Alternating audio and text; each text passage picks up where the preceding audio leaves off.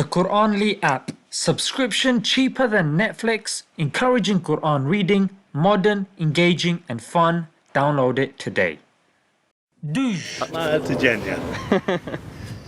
Assalamu alaikum guys, and welcome to another episode of Smile to Jannah. With some things, if we look too deep into them, they cause us nothing but problems, confusion and heartache. For example, when your daughter decides she doesn't love you anymore just because you didn't give her her regular dose of sweeties, or as we see them, refined sugar, fake chemicals and toxic borderline banned ingredients. Yummy.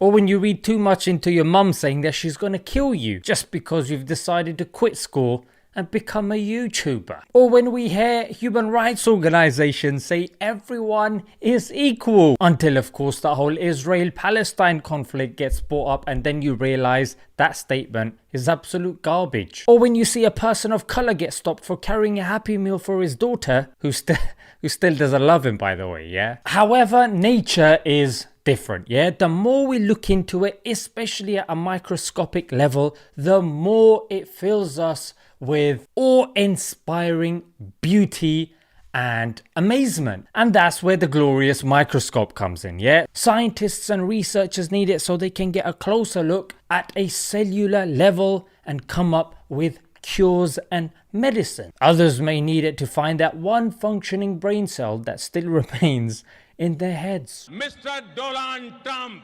I think Islam hates us. Underestimate. So the most common microscope that we have probably used ourselves in schools and that we see in laboratories is the light microscope. Yeah, you could probably even buy it from the shop right now. Yeah, then you have the electron microscope. That's right, this is a bit more chunkier and much more powerful. Whilst a light microscope can show you a few basic things inside a human cell, the electron microscope shows you much more. But this week, however, all eyes were on the quantum microscope. On the 9th of June, the Nature journal published a paper on it.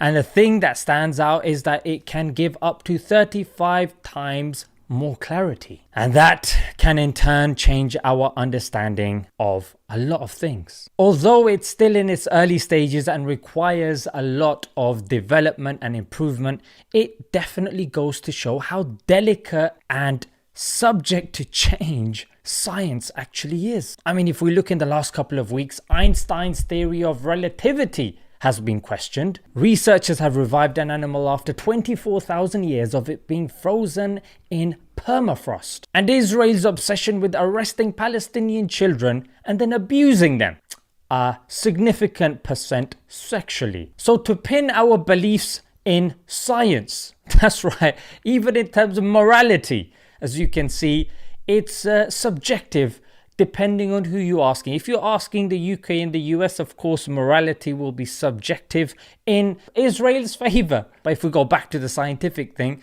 you can see there's been many paradigm shifts in the past, from Newtonian physics to Einsteinian physics and the likes. But then you've still got people that tell us that science is omnipotent. It has the answers to everything. Yeah, and these aren't your regular nut jobs. You've actually got academics like Professor Atkins and Dawkins and the likes. But then I'll leave the question to you. Should we put our belief in something that is uncertain and ever changing? Let me know in the comments. And the whole point that I wanted to do this video was because of this verse. Yeah, this is found in chapter 67 verse 3, and it really exemplifies and illustrates this journey from the light microscope to the quantum microscope, which is the more we look into the creation of Allah, we're not going to be able to find any flaws. However, we're just going to see more and more reasons for us to not only believe in Him and know Him, but to love Him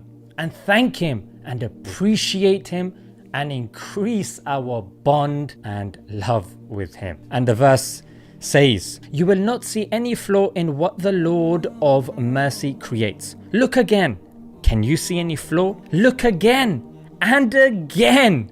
Your sight will turn back to you weak and defeated." So whether it's a light microscope, quantum microscope, or what other microscope. Yeah, the majesty of Allah is there for those of us that see, whether it's with our eyes, whether it's with the light microscope, the electron microscope, or the quantum microscope. Until next time, Assalamu alaikum.